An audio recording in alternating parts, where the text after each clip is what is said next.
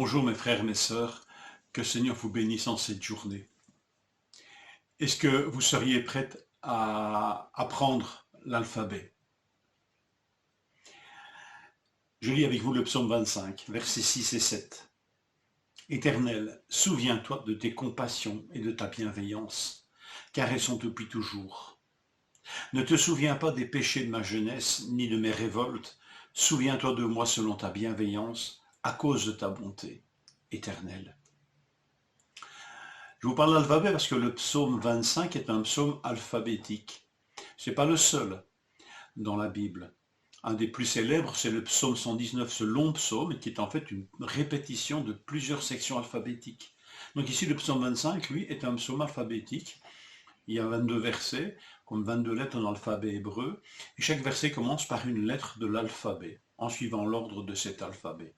Il n'y a qu'une seule exception, c'est le tout dernier verset, lui n'est pas dans l'ordre alphabétique. Alors, on pourrait se dire, tiens, à quoi sert cette... est-ce que c'est une figure de style? On peut dire que ce psaume est destiné à la mémorisation. Comme il est facile d'apprendre l'alphabet, et comme l'alphabet nous imprime profondément, eh bien, un psaume commençant par chaque lettre, chaque verset commençant par chaque lettre de l'alphabet, ça doit favoriser manifestement la mémorisation. Mais le tour de force, c'est que chaque verset n'est pas, comment pourrais-je dire, un enseignement creux. On pourrait nous aussi faire le même exercice, mais c'est pas sûr qu'à chaque lettre on dise quelque chose d'intéressant. Ce psaume me touche parce qu'il y a un changement de ton dans la prière par rapport au psaume précédent. Dans les psaumes précédents, David nous y apparaît comme le juste face aux ennemis de Dieu. Or ici, si les ennemis sont toujours bien présents, nous y voyons David face à ses propres faiblesses. Ne te souviens pas des péchés de ma jeunesse, ni de mes révoltes, dit-il, au verset 6.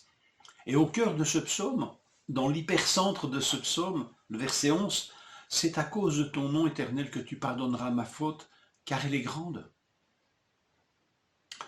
Ce verset nous montre vraiment la condition du cœur de David dans ce psaume. Et on va la voir se répéter et s'amplifier au fur et à mesure des psaumes que nous lirons. David est aussi un pécheur, est un homme capable de pécher. C'est touchant de se dire qu'au cœur de ce verset, il y a cette confession, cette conscience de sa faute. Vous allez voir que si vous lisez attentivement, que le psaume est structuré en trois grandes parties, avec une partie centrale qui est un retour à qui Dieu est, qui est une déclaration de ce que Dieu est. Et cette partie centrale, 8 à 15, de versets 8 à 15, est entourée par deux prières. Alors, Dieu est celui qui montre aux pécheurs. Cet hypercentre du psaume, ce centre du psaume commence par le verset 8. Dieu est celui qui montre aux pécheurs la voie à suivre et qui conduit les humbles dans la justice et qui enseigne les humbles sur sa voie. Dieu n'enseigne pas les justes, Dieu n'enseigne pas les savants, Dieu montre aux pécheurs la voie, Dieu montre aux humbles et enseigne aux humbles la voie qu'ils doivent suivre. Ce psaume nous rappelle une vérité aussi élémentaire que ne l'est l'alphabet. Dieu vient au secours des pécheurs et n'enseigne que les humbles. Les propres justes et les je sais tout n'ont rien à attendre de Dieu, si ce n'est un réveil douloureux. Aujourd'hui, dans nos pays, il y a encore des hommes et des femmes qui sont dits analphabètes. Toujours de conditions humbles, ces hommes et ces femmes vivent souvent dans une grande honte de leurs conditions. Quelle joie pour eux quand l'alphabet est maîtrisé et leur permet de lire et d'écrire. Mais ne sommes-nous pas tous, quelque part, des analphabètes qui ne comprenons rien à Dieu et à son discours, à ses propres enseignements? Ne sommes-nous pas des analphabètes qui nous ignorons?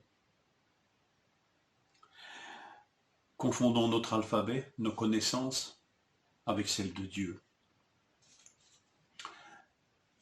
Rappelons-nous que pour apprendre le langage de Dieu, son alphabet, il faut être humble et d'abord maîtriser cet alphabet divin.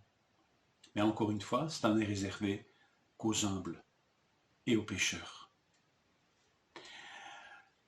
Cela me touche que l'alphabet, ici du psaume 25, commence par « Vers toi, Éternel, j'élève mon âme ». Alphabet en hébreu, hein. Ici vous vous rendrez compte que ça commence par la lettre V, en français. Et de l'alphabet original, dans l'alphabet hébreu, cela commence par « Vers toi, Éternel, j'élève mon âme ». Et ça se termine par « Je mets en toi mon espérance ». Que le Seigneur vous encourage. Et moi le premier, nous remettre peut-être sur les bancs de l'école et à apprendre l'alphabet divin. Que le Seigneur vous fortifie et vous bénisse.